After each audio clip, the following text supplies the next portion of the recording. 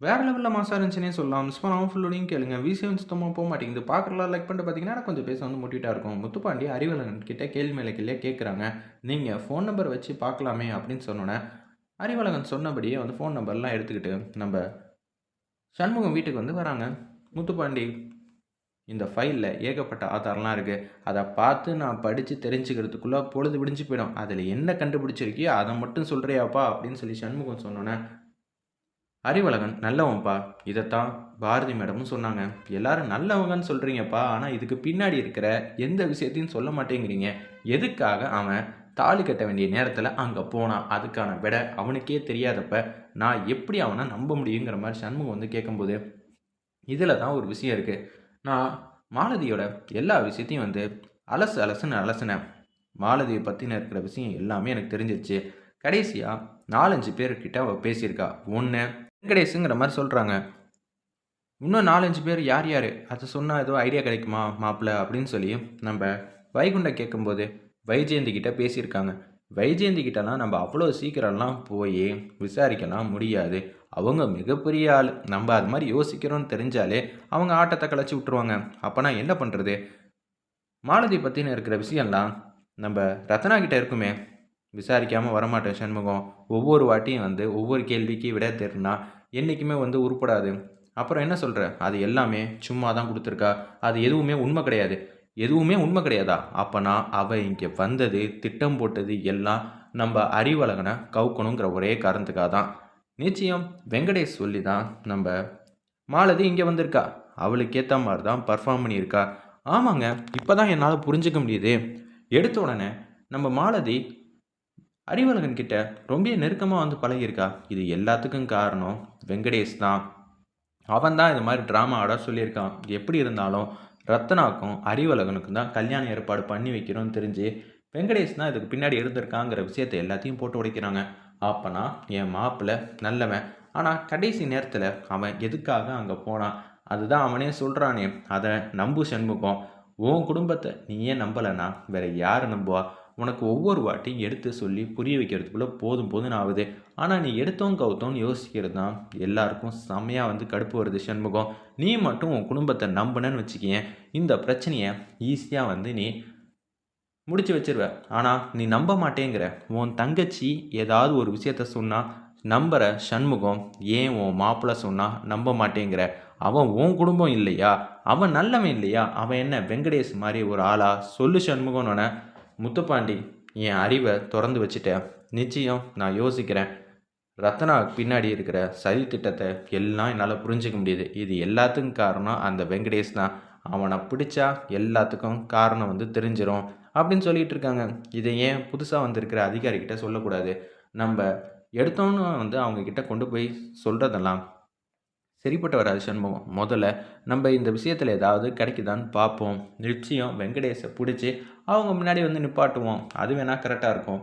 சரின்னு சொல்லிட்டு, இப்ப நான் அறிவழகன பார்க்கணும். ஏன்னா அறிவழகன் ரொம்பவே சோகமா இருக்கான் சண்முகம். நீ போய் பார்த்து, நீ நம்புறேங்கிற விஷயத்த மட்டும் தெரிஞ்சுக்கிட்டனா போதும். அவன் ரொம்பவே அப்பாவியா இருக்கு. அவன் சாப்பிட கூட மாட்டேங்கிறான். மூஞ்சிய சோகமா வச்சிருக்கான். கடைசியில அவன் நெனச்சபடி வாழ்க்கை அமைஞ்சும், அவனால வாழ முடியாம போயிடுச்சு. இன்னொன்னு, உங்க குடும்பத்துக்கே அவன் விசுவாசியா இருந்தவன், இன்னமும் அப்படிதான் இருக்கான். ஆனா, நீங்க எல்லாம் அவன எதிரியா பார்க்க ஆரம்பிச்சுட்டீங்க. நான் எங்க பார்த்தேன்?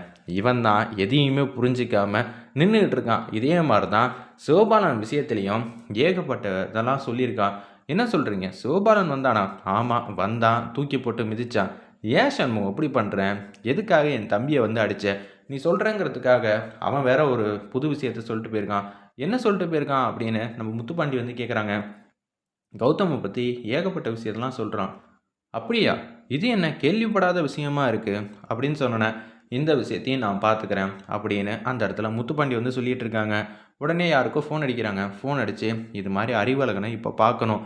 அப்படின்னு சொன்னோனே, ரத்னா வந்து அடம் பிடிக்கிறாங்க. "நானும் அறிவழகன பார்க்கணும். அண்ணே தயவு செஞ்சு என்னையும் கூட்டிட்டு போண்ணே. எல்லாத்துக்கும் நீ வந்து முடிவு கட்டுண்ணே. உனக்கு தானே வந்து இதுக்கு பின்னாடி இருக்கிற விஷயம் எல்லாம் கண்டுபிடிக்க முடியும்." சண்முகம், நான் தான் அப்பயே சொன்னேன்ல, கோவப்பட்டு யோசிச்சா எதுவுமே காரியம் நடக்காது. என்ன மாரி யோசிச்சு எல்லா விஷயத்தையும் கண்டுபிடி. அதுக்கப்புறம் உன் அதிரடிய காட்டுனனா, எல்லாருக்கும் உன்ன ரொம்பவே புடிக்கும் சண்முகம். நீ யாருக்குமே இப்ப புடிக்காத மாரி நடந்துகிட்டு இருக்க.